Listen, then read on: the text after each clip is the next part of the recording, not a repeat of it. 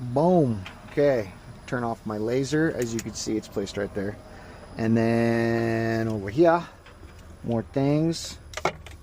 If you didn't know, this is my slallop. Alrighty, so that's trash. And these blades were just sharpened on the machine, so I'm just gonna show you what I do, even though it may or may not be wrong. Lovers in the comments. So I am demagnetizing the blades because I use a magnet to hold them.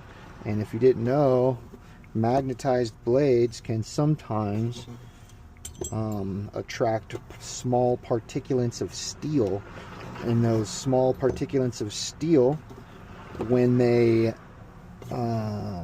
mix with oil, they actually become a bad thing for your blade. It gets in between your blades and it dulls them out quicker. So if you're storing your blades on magnets and stuff like that, I would advise you to not do that.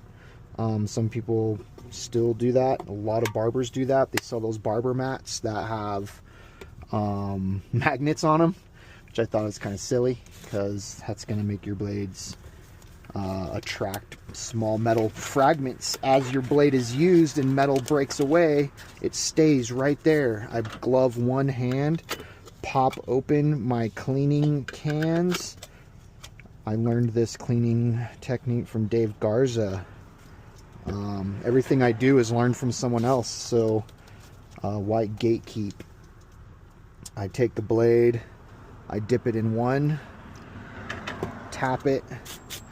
I come through with a really strong nylon brush, and I make sure that all those channels inside there are clean on both sides. So I'm going like this and I'm going like that.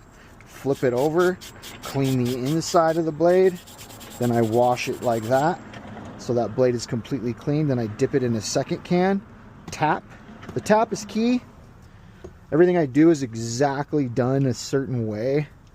I'm brushing down through the teeth, so I'm actually deburring at the same time. Some people use copper brushes to deburr. I have one right here. Sometimes I use it, sometimes I don't.